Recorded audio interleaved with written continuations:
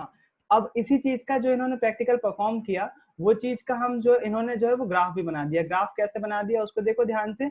इस ग्राफ को यदि आप देखोगे ध्यान से, तो यहाँ पर आपको पता चलेगा, एक जगह इन्होंने वी लिया हुआ, वोल्टेज लिया हुआ, यहाँ पर वोल्टेज ले लिया और यहाँ पर जो है वो करंट ले लिया। तो ग्राफ बनाना तो आपको आता ही है। आपको जस्ट इसके पहले आपने जो है वो जैसे यारी रीडिंग देखो,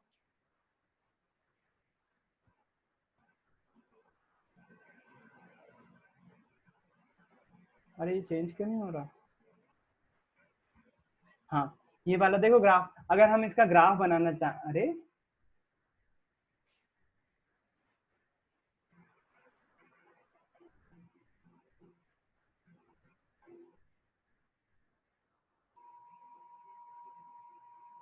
अटक गया ये वीडियो। अगर आप इस टेबल का, जो अब टेबल आने वाली है,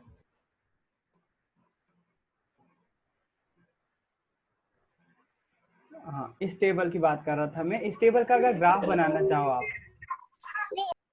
इस टेबल का यदि ग्राफ बनाना चाहो, तो जैसे वी अपर ने अगर इस एक्सिस पे रख लिया, वाई एक्सिस पे रख लिया, और एम्पियर को काय पे रख लिया, एक्स एक्सिस पे रख लिया, तो वी में अगर 0.3 है, वाई में 0.12 है, तो आप दोनों पॉइंटों को मिला के एक एक पॉइंट बनाते जाओगे ना, और जब आप ग्राफ बना लोगे तो आपको पता चलेगा एक सीधी रेखा आपको हमेशा ही, ज्यादातर केस में जो है वो आपको ऐसी सीधी रेखा हमेशा प्राप्त होगी ही, हमेशा ही प्राप्त होगी, है ना। ओम्स लॉ यही स्टेट करता है, सीधी रेखा के रूप में आपको सर्किट जो है वो प्राप्त होने ही वाला है। अब मैं आ जाता हूँ वापस लक्ष्मी के क्वेश्चन पे। लक्ष्मी ने सही बिल्कुल एग्जैक्ट क्वेश्चन पूछा कि 2 नंबर में अगर क्या 4 नंबर में आता है तो इसमें डायग्राम तो बनेगा ही, और सच बात है डायग्राम बिल्कुल बनेगा, है ना। तो मैंने पहले बुक का डायग्राम पढ़ाने से पहले खुद का डायग्राम पढ़ा दे रहा हूँ मैं कि कैसा डायग्राम आपने प्रैक्टिकल परफॉर्म किया तो उसका डायग्राम कैसे बनेगा। तो अब देखो, सबसे पहले हम ओम के नियम में ज्ञात क्या करते हैं, किसी अज्ञात तार का प्रतिरोध ज्ञात करते हैं, तो वो प्रतिरोध बना लेते हैं सबसे पहले। तो प्रतिरोध का सिंबल कैसा होता है, प्रतिरोध का सिंबल ऐसा होता है, लास्ट क्लास अनफॉर्चुनेटली लक्ष्मी आप नहीं थी, लेकिन मैं बता चुका हूँ, मैं फिर से बोल रहा हूँ, मैं अपलोड कर दूंगा उसको। प्रतिरोध को ऐसा बनाते हैं हम, है ना। इस चालक, ये कोई चालक तार है जिसका प्रतिरोध है आर मान लीजिए, इस चालक तार का प्रतिरोध ज्ञात करना है हमको। तो सबसे पहले तो मैंने यही बना लिया कि ये कोई चालक तार है। मैं इसको इधर बना देता हूँ ताकि थोड़ा सा जगह अपनी मेंटेन हो जाए। मैं डायग्राम यहाँ बना दे रहा हूँ। ये कोई चालक तार है जिसका प्रतिरोध क्या है, आर है, उसका प्रतिरोध जो है हमें ज्ञात करना है, प्रैक्टिकल के माध्यम से हमको बताना है। हम क्या करेंगे, इस चालक तार को जो है वो एक रियोस्टेट से कनेक्ट करेंगे, यहाँ पर एक रियोस्टेट लगाएंगे। रियोस्टेट का सिंबल क्या होता है, रियोस्टेट का सिंबल ये वाला होता है, एक और होता है लेकिन मैं ये वाला यूज कर रहा हूँ। ये रियोस्टेट का सिंबल हो गया। यहाँ पर मैं एक बैटरी लगाऊंगा, है ना, बैटरी एलिमिनेटर सर्किट लगाया था ना मैंने, यहाँ पर एक बैटरी लगाऊंगा। ये मैंने बैटरी लगा दी। बैटरी के जस्ट धन सिरे पर जो है वो एक अमीटर लगा दूंगा ताकि मेरे को विद्युत धारा का मान ज्ञात हो जाए। अमीटर लगा दूंगा, ये अमीटर लगा दिया। फिर इसके बाद क्या कर, अभी देखना मैं ये प्रैक्टिकल सर्किट बता रहा हूँ, जो अभी आपने प्रैक्टिकल देखा वो सही सर्किट नहीं है, सही सर्किट जो बुक का है वो भी समझा रहा हूँ अभी आपको, वो भी बता रहा हूँ मैं। ये अमीटर लगा दिया। वोल्ट मीटर कहाँ लगाऊंगा मैं, वोल्ट मीटर जो अज्ञात तार का प्रतिरोध है ना उसके समांतर क्रम में लगाऊंगा, इसलिए वोल्ट मीटर यहाँ लगाऊंगा मैं, इन दोनों सिरों के बीच में यहाँ पर कनेक्ट कर दूंगा। अच्छा, जहाँ तार जोड़ते हैं ना अपन, तार संधि दिखाना पड़ती है। तार संधि का सिंबल कैसा होता है, दो तारों को जोड़ा और ऐसा गोल गोल बना दिया, दो तारों को जोड़ा और ऐसा गोल गोल बना दिया। और कहाँ जोड़ रहे हैं, दो तार कहीं नहीं जोड़ रहे हैं। इसको जो है वो टर्मिनल को दिखाने के लिए यहाँ पर दिखाना पड़ेगा। अमीटर में आप चाहो तो दो तार बता सकते हो ऐसे। अच्छा, एक कुंजी रह गई इसमें लगाना, कुंजी भी लगाना पड़ेगी। तो कुंजी लगाने के लिए आप क्या करो, इसको थोड़ा सा सिरा मिटा लो यहाँ पर, और आपने एक कुंजी लगा दो यहाँ पर। कुंजी कैसे लगाते हैं, कुंजी का सिंबल ऐसा होता है, ब्रैकेट लगा दिया अपन ने और बीच में जो है वो डॉट रख दिया ताकि बंद कुंजी दिखा सके अपन। तो ये होता है ओम के नियम का सर्किट। रियोस्टेट को बोलते हैं आर एच, परिवर्ती प्रतिरोध को आर एच। बैटरी किससे लगाते हैं, वी वोल्टेज की बैटरी लगाते हैं, तो इस पे बी लिख देते हैं। कुंजी को दर्शाते हैं के से, अमीटर को ए से, अज्ञात प्रतिरोध के आर को से, अज्ञात प्रतिरोध के तार को आर से, और वोल्ट मीटर को वी से दर्शाते हैं। ये हमने अभी जो प्रैक्टिकल देखा था उसका सर्किट लगभग ऐसा होता है, याद है। बैटरी का पॉजिटिव टर्मिनल अमीटर से जोड़ा था, अमीटर का नेगेटिव टर्मिनल वोल्ट मीटर से जोड़ा था, वोल्ट मीटर का नेगेटिव टर्मिनल रियोस्टेट से जोड़ा था, और रियोस्टेट का दूसरा टर्मिनल वापस बैटरी से जोड़ दिया था। यही सर्किट अभी आपने प्रैक्टिकल में देखा भी, और जिस तार का प्रतिरोध ज्ञात करना था उसको अपन ने वोल्ट मीटर के दोनों सिरों के बीच लगा दिया था, तो ये वाला वो आपको दिखाई दे रहा है, वोल्ट मीटर के बीच लगा दिया था। ये आपने जो अभी प्रैक्टिकल करा उसमें परफॉर्म वो इसमें था, वो ऐसा था। अच्छा, लेकिन आपका जो बुक की भाषा में बोलूं मैं यदि, तो बुक का डायग्राम भी देखो आप, मैं बुक का डायग्राम दिखाता हूँ आपको, बुक में कैसा है वो, ताकि आपको मैं कंपेयर करके बता सकूं क्यों वो बुक में वैसा है और मैंने आपको क्यों ऐसा दिखाया है। 2 मिनट, आपका बुक कहाँ गई?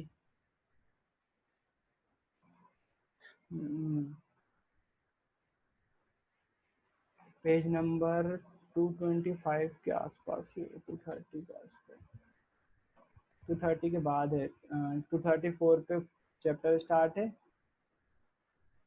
ओम का नियम, ये हाँ, मैं लाता हूँ आपको स्क्रीन पर।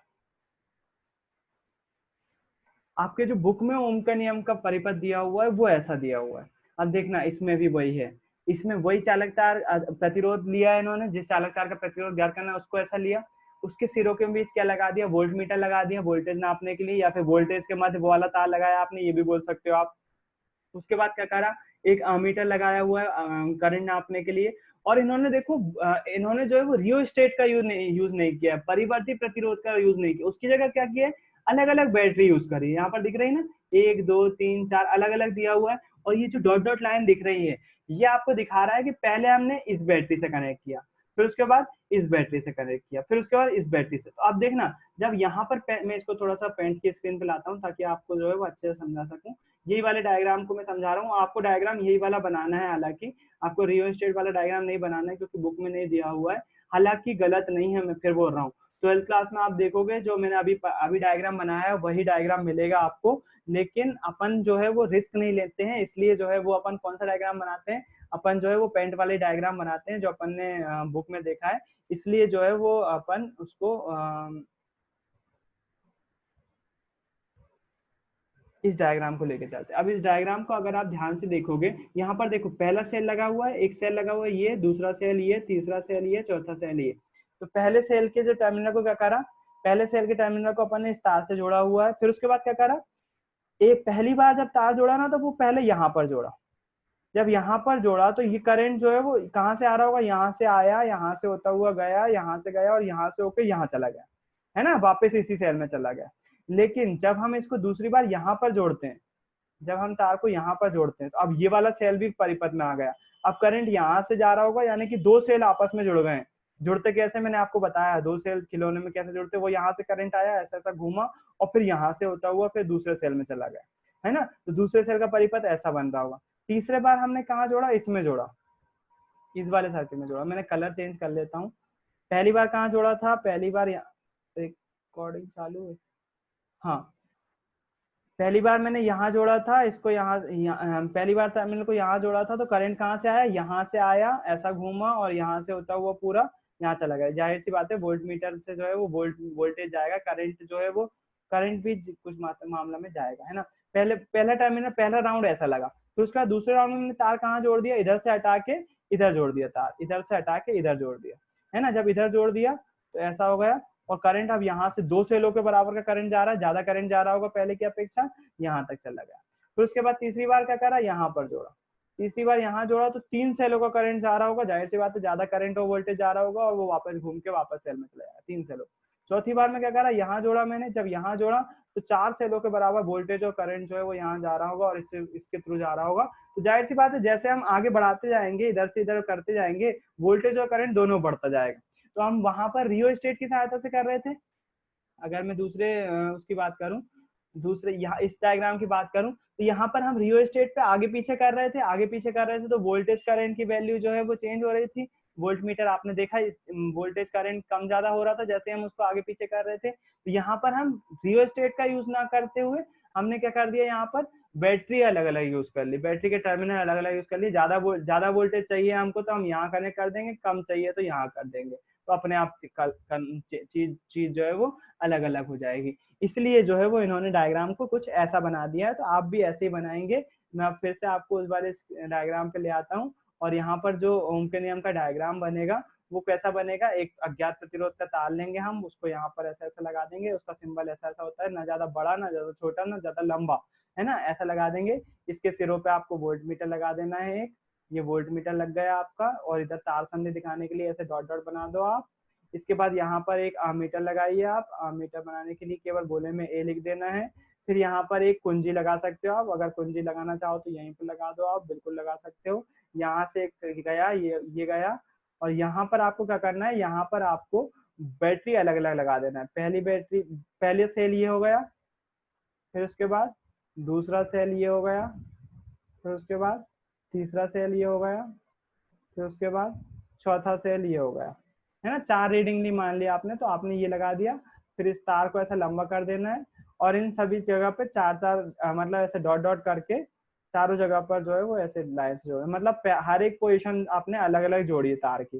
पहले तार कहाँ जोड़ा, यहाँ पर जोड़ा, फिर तार कहाँ जोड़ा, यहाँ पर जोड़ा, फिर तार कहाँ जोड़ा, यहाँ पर जोड़ा, फिर कहाँ जोड़ा, यहाँ पर जोड़ा, अलग अलग पोजीशन पे तार जोड़ा, जिसके कारण से वोल्टेज और करंट दोनों ही क्या हो गए, अलग अलग हो गए।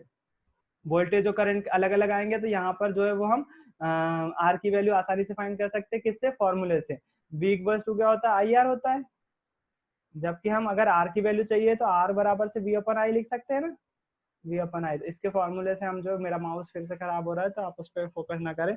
आर इक्वल्स टू V अपन आई से जो है हम आसानी से प्रतिरोध की गणना कर सकते हैं, और जो कि हम की है, जो कि हमने की। भैया हाँ उसमें जो आपने प्रैक्टिकल बताया तो उसमें पहले आमीटर रखा था, उसके बाद बोल्ट, मतलब जो बोल्ट हाँ मीटर जो भी था। हाँ, हाँ, तो इसमें ना पहले तो आपने वो रख दिया V और फिर उसके बाद आमीटर। इसमें बिल्कुल ऐसा बिल्कुल हो सकता है। मैंने आपको पिछली क्लास में, शायद आप नहीं थी, उसमें आपको बताया है मैंने। इसमें क्या करते हैं हम, जब भी अगर मैं अमीटर यहाँ लगा दूं तो भी मुझे अमीटर की वही रीडिंग पता चलेगी, मान लीजिए 2 एम्पियर। और अगर मैं इस अमीटर को जो है वो इस साइड लगा दूं, इस साइड लगा दूं, तो भी मुझे अमीटर में जो है वो करंट की रीडिंग वही पता चल रही होगी, रीडिंग चेंज नहीं होने वाली। मैं अमीटर कहीं भी लगा सकता हूँ।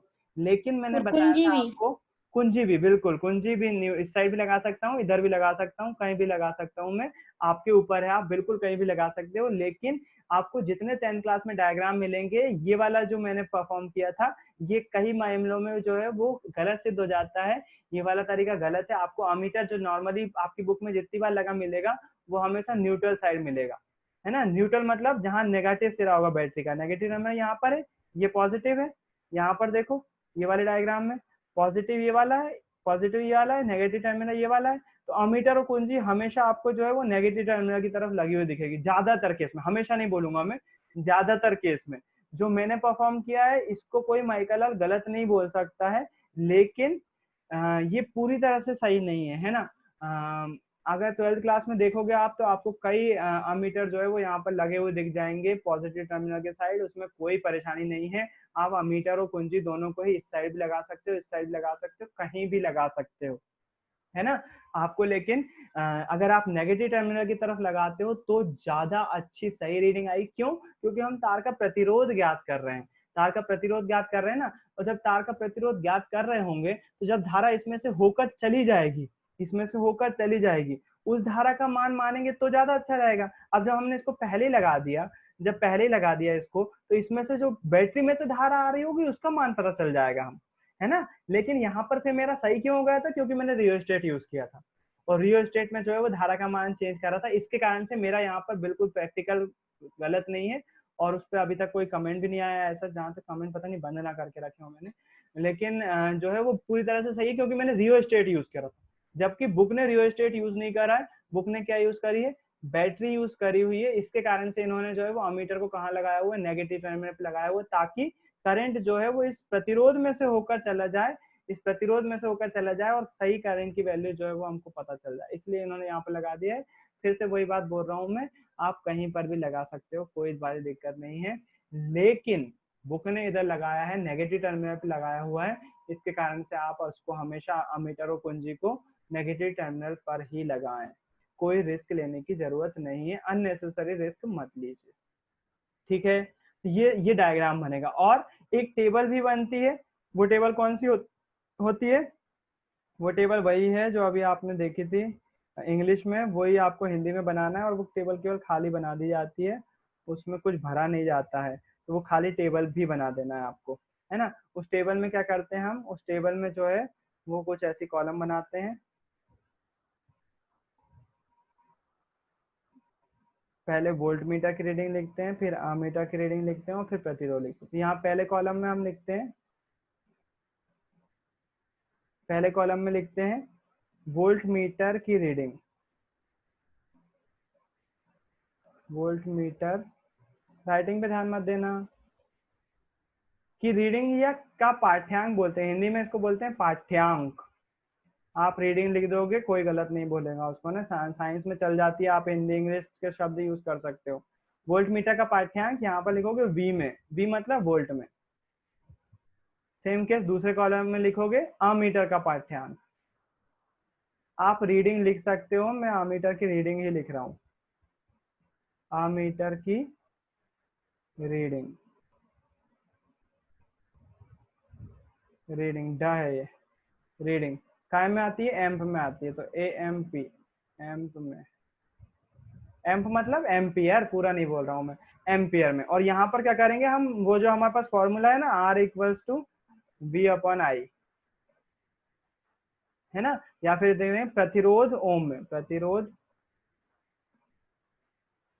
ऊपर लिखेंगे प्रतिरोध, फिर फॉर्मूला लिखेंगे और नीचे लिखेंगे ओम में।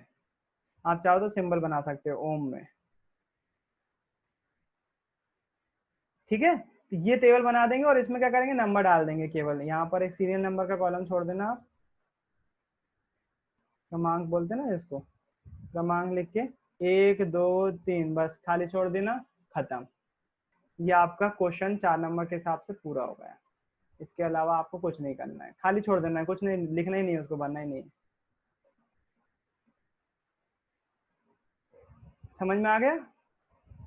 ये था आपका ओम का नियम पूरा। तो ओम के नियम में भैया इनमें कुछ नहीं लिखेंगे? कुछ नहीं लिखना है, ये प्रैक्टिकल है, अपन जब प्रैक्टिकल परफॉर्म करते हैं ना तब भरते हैं। जब आपको बोर्ड की कॉपी में आपको जब अगर ओम का नियम लिखने के लिए आए तो आप टेबल छोड़ो, अगर आप करना भी चाहते हो ना तो अपनी रीडिंग, एक रीडिंग मन से भर दो आप।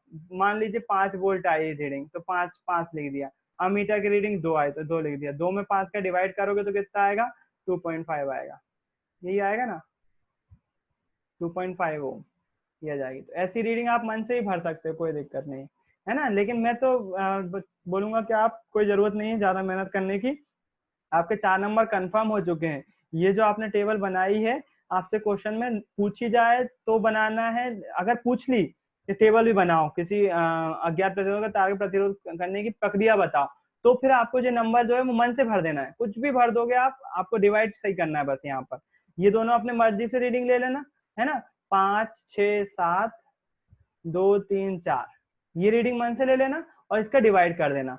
5 में 2 का डिवाइड करोगे तो 2.5, 6 में 3 का मल्टीप्लाई करोगे तो 3 ओम, और फिर 7 में 4 का मल्टीप्लाई करोगे तो 3.1 कुछ आएगा। ये 3 प्रतिरोध आएंगे। जब आपसे भैया बोला दूसरे का जाए, 2 आएगा। हाँ सॉरी, ये भी गलत लिखा है, 4 दूनी 8, 4 एकम 4 होता है, बचेगा 3 4 7 4 छंग 4 4 5 हो गए, 4 छंग 4 7 28, 1.7 आएगा। अरे भावनाओं को समझो यार, रीडिंग नहीं लिखना है। रीडिंग कब लिखना है आपको, रीडिंग आपको तब लिखना है जब आपसे एग्जाम में पूछ ली जाए, और वो बहुत कम पूछी जाती है, यकीन मारो मेरी बात, वो बहुत कम पूछी जाती है। रीडिंग नहीं पूछी जाएगी, केवल टेबल आपको लिखना पड़ेगी, है ना। अब कई बार ऐसा, मैं मालूम क्यों बोल देता हूँ यहाँ पर, पहले मैंने बोल दिया था कि रीडिंग मत लिखना, कोई जरूरत नहीं है, लेकिन फिर उसके बाद बोला कि रीडिंग आ जाए तो लिख भी देना। मालूम क्यों ऐसा कंफ्यूजन होता है, क्यों बोलता हूँ मैं? जब मैं बच्चों से बोलता हूँ ना आपको जो है वो रीडिंग नहीं लिखना है, तो वो बच्चे थोड़ा बहुत भी दिमाग नहीं चलाएंगे, और एग्जाम में अगर लिखा हुआ, अगर मेन क्वेश्चन, मेन 4 नंबर पे क्वेश्चन है, उसने फोकस कर लिया कि ओम के नियम की रीडिंग कैसे कैलकुलेट कैसे करते हैं, ओम के नियम से प्रतिरोध की गणना कैसे की जाती है, वो टेबल बताओ। अगर उसने ऐसा पूछ लिया तो आप ओम का नियम लिख के आ जाओगे और टेबल जो है वो खाली छोड़ के आ जाओगे, क्योंकि भैया ने मना किया था, आप अपना दिमाग चलाओगे नहीं। जबकि मेनली उसने वही पूछा है कि गणना कैसे करनी है। ओम का नियम तो गया बाहर में, वो आपका सब्सटीट्यूट है, वो तो आपका फालतू की चीज है, अगर वो उस पर नंबर देना चाहेगा दे देगा वो, लेकिन वो नहीं देगा, मेन इस पे रीडिंग पे नंबर देगा। इसलिए मेरे को फिर पलटना पड़ता है अपनी बात से, और क्योंकि बच्चे जो है वो बहुत ज्यादा अजीब से काम करते हैं। पिछले साल मतलब पहले साल की बात है, जब साइंस का पेपर बच्चे देने आए थे, तो मैंने पूरे साल बहुत सारे टिप्स देता हूँ, लेकिन एक बात बोलना भूल गया था कि साइंस में डायग्राम कई बार आ जाते हैं एग्जाम में। अगर वो डायग्राम ज्यादा नंबर में आए तो केवल डायग्राम बना के मत आ जाना। मैं केवल इतना सा नहीं बताया, 5 नंबर में डायग्राम बनाने के लिए आ गया, काय का कांच की सिल्ली के अपवर्तन का। अगर डायग्राम बनाने का आ गए बच्चे केवल और केवल डायग्राम लिख बना के आ गए, 5 नंबर दे देगा क्या वो डायग्राम बनाने के कांच की सिल्ली के अपवर्तन के? आपको उसके बारे में लिखना पड़ेगा, जरूरी है वो लिखना। तो बच्चों ने लिखा नहीं और नंबर जो है वो, अब कुछ बच्चों के माइनस भी हुए, कुछ के नहीं भी हुए, तो वो चीज अलग बात है। लेकिन 5 नंबर में आ रहा है, ये तो कॉमन सेंस है ना थोड़ा सा। ऐसे ही ओम के नियम में भी यही बोल रहा हूँ मैं, आप बोल रहे हो खाली टेबल छोड़ना है। बिल्कुल, अगर आपसे पूछा है ओम का नियम क्या है, इसको कैसे प्रयोगशाला में कैसे ज्ञात किया जाता है तार का प्रतिरोध, अगर ये पूछ लिया कि ज्ञात कैसे किया जाता है, तो आपको फिर टेबल ज्ञात करके बताना पड़ेगा। जैसे अभी मैंने टेबल दिखाई थी ना आपको प्रैक्टिकल में, आपको तीन तीन अपने मन से वैल्यू ले लेना आपके, और तीनों का एवरेज नीचे निकाल देने का, तार का प्रतिरोध इतना होगा। और आपसे केवल भैया ये, कितनी भी ले सकते हैं? कुछ भी ले लो, बिल्कुल ले सकते हो कुछ भी। आप बिल्कुल सिंपल सी ऐसी लेना कि आसपास ही हो, रीडिंग जो है वो ज्यादा वेरी ना करे। जैसे अभी मेरी रीडिंग जो है वो वेरी कर रही है, ये रीडिंग जब आपसे बोला नहीं, यकीन मानो कुछ भी ले सकते हो आप, बिल्कुल ले सकते हो, कोई परेशानी वाली बात नहीं है ना, बिल्कुल ले सकते हो। क्योंकि ये क्या है, आप खुद सोचो, टीचर जो ओम का नियम पढ़ाने का मकसद है वो है तार का अज्ञात तार का प्रतिरोध ज्ञात करना। वो तार का प्रतिरोध कब ज्ञात करेंगे, जब हम लैब में परफॉर्म करेंगे तब ज्ञात करेंगे ना। और यदि वो एग्जाम में क्वेश्चन आ गया तो फिर लैब कहाँ से, हम कैसे बता दें, कि अपने मन से बताना पड़ेगा ना, कोई इंस्ट्रूमेंट तो है नहीं हमारे पास कि हर बच्चा जांच के लिखे। तो बिल्कुल आप एग्जाम में अगर लिखने को जाता है तो आपको मन से ही बताना है, कोई जरूरत नहीं है आपको कोई रीडिंग रटने की, है ना। तो ये चीज आप याद रखो। तो ओम के नियम आप फिर से एक बार मैं कंक्लूड कर देता हूँ, आज की क्लास वही खत्म करते हैं। और ओम के नियम में क्या है लिखना है आपको, सबसे पहले तो डेफिनेशन लिखना है। ओम का नियम क्या बोलता है, किसी चालक तार के प्रतिरोध में, किसी चालक तार की भौतिक परिस्थितियों में कोई परिवर्तन ना किया जाए तो उसके सिरों के मध्य उत्पन्न विभवांतर, उसमें बहने वाली धारा, विभवांतर बोले तो वी, उसमें बहने वाली धारा आई के समानुपाती होता है या अनुक्रमानुपाती होता है, V proportional to I, V proportional to I लिखेंगे। प्रोपोर्शनलिटी का साइन चेंज होगा, इक्वल टू के साइन में चेंज होगा तो एक स्थिरांक आ जाएगा जिसको हम प्रतिरोध बोलते हैं। नीचे उसके बारे में लिख देंगे, वी इक्वल टू विभवांतर है, आई जो विद्युत धारा है, आर जो है प्रतिरोध है। इसके बाद यहाँ 2 नंबर का एक ऑब्जेक्टिव वाला क्वेश्चन बनता है कि प्रतिरोध की परिभाषा बताओ, इसकी इकाई क्या होती है। तो प्रतिरोध की परिभाषा क्या है, इसके अगला क्वेश्चन भी आएगा इसी से जुड़ा हुआ, तो वहां पर मैं कवर कर दूंगा। लेकिन अभी यहाँ पर गुण क्या होता है, प्रतिरोध क्या होती है इसकी डेफिनेशन, किसी चालक तार का वह गुण जिसके तहत वो विद्युत धारा को बहने का विरोध करता है या उसके मार्ग में बाधा उत्पन्न करता है, प्रतिरोध कहलाता है। इसे ओम से, उनके ओम नामक वैज्ञानिक ने खोजा था, इसलिए उनके सम्मान में इसका इकाई जो है वो ओम होती है। उसके बाद डायग्राम कैसे बनाना है, ऐसा डायग्राम बनाना है, एक तार लेना है आपको आर प्रतिरोध का, जिसका प्रतिरोध ज्ञात करना है, उसके सिरों के मध्य विभवांतर नापी या विभव नापी यानी कि वोल्ट मीटर लगा देते हैं अपन, उसी से एक मीटर लगा देते हैं, कुंजी के जोड़ देते हैं, उसको नीचे ले जाते हैं और 4 बैटरी जोड़ देते हैं और अलग अलग टर्मिनल दिखाने के लिए डॉट डॉट डॉट डॉट लगा देते हैं। और आखिरी में क्या लिख देते हैं, एक टेबल बना देते हैं, वोल्ट मीटर की रीडिंग वोल्ट में, अमीटर की रीडिंग एम्प में, प्रतिरोध आर इक्वल टू वी अपन, ये ओम का नियम ही है। देखो वी इक्वल टू आई, अगर इधर जाएगा तो आई आर हो जाएगा, है ना। V equal to I R ही लिखा हुआ है, बस आर के रूप में लिखा हुआ है, आर इक्वल टू वी अपन आई, काय में ओम में। ये टेबल जब आपसे पूछा जाएगा ज्ञात कैसे करोगे प्रतिरोध, तो भरना है, नहीं तो आपको टेबल में केवल 1 2 3 4 नंबर डाल देना और कुछ लिखने की जरूरत नहीं है। आपका ओम का नियम 4 नंबर के हिसाब से बिल्कुल हो गया, है ना। 4 नंबर की मार्किंग कैसे होगी, डेफिनेशन देखेगा वो, 1 नंबर डेफिनेशन पे देगा, फॉर्मूला सही लिखा है, 2 नंबर ये हो जाएंगे, और 2 नंबर जो है वो इस पर रहेंगे आपके डायग्राम पर, 4 नंबर ये हो जाएंगे। आप जो टेबल बना रहे होगे ये एक्स्ट्रा होगी, एक्स्ट्रा मार्क्स के लिए होगी। अगर आपके नंबर वो कोई टीचर काटना चाहे तो वो काटे ना, इसलिए होगी, एक्स्ट्रा होगी ये, नहीं तो इसकी भी जरूरत नहीं है, है ना। एक चीज और जरूर, यहाँ पर एक ग्राफ जरूर बनाना चाहिए आपको। वो ग्राफ जो है वो कैसा होता है, वो बुक में देख लो, सीधी सरल रेखा कैसी होती है ग्राफ की। वो ग्राफ जब आप यहाँ पर इसका ग्राफ बनाते हो, ये टेबल लिखी हुई है पूरी, है ना, इस टेबल को जो है वो आपको फॉलो करना है। और उसके बाद जब इसका ग्राफ बनाते हो तो वो ग्राफ जो है वो ऐसा कुछ बन रहा होता है, सीधी सरल रेखा। तो यहाँ पर लिखा हुआ है नाइक्रोम के तार के लिए वी आई ग्राफ, वी आई मतलब वोल्टेज और करंट ग्राफ, एक सरल रेखीय ग्राफ दर्शाता है। जैसे जैसे तार में प्रतिरोध विद्युत बढ़ती है वैसे वैसे विभवांतर रैखिकता बढ़ता है, यही ओम का नियम है। तो इन्होंने ओम के नियम को अलग तरीके से ग्राफ के माध्यम से समझाया हुआ है। इन्होंने क्या बोल दिया, जैसे जैसे चालक तार में करंट बढ़ता है वैसे वैसे उसका वोल्टेज भी बढ़ता है, रेखिकता बढ़ता है। कैसा बढ़ता है, रेखिकता, एक रेखा के रूप में बढ़ता है। जैसे जैसे करंट बढ़ रहा है ना, देखो करंट जैसे जैसे बढ़ रहा है वैसे वैसे वोल्टेज भी बढ़ता जा रहा है। कैसे बढ़ रहा है, एक रेखा के रूप में बढ़ रहा है। और यही ग्राफीय रूप में ओम के नियम जो है वो उसका नियम है, ओम का नियम है, ग्राफीय रूप में उसका नियम ऐसा कुछ होता है। तो ये मेरे ख्याल से आपको ओम का नियम समझ में आया होगा। अगर आपको और ज्यादा डिटेल में या और ज्यादा अच्छे से पढ़ना है तो एक बार बुक में जो दिया हुआ है एक बार उसको पढ़ के देखिए, आपको पूरी तरह से समझ में आएगा ओम का नियम किस बारे में क्या है, सारी चीजें रहेंगी। और हो सके तो आज के आज ही में ओम के नियम की परिभाषा याद कर लीजिएगा और उसको V = IR भी याद कर लीजिए। ठीक है, तो आज के लिए बस इतना ही भैया रखते हैं। हाँ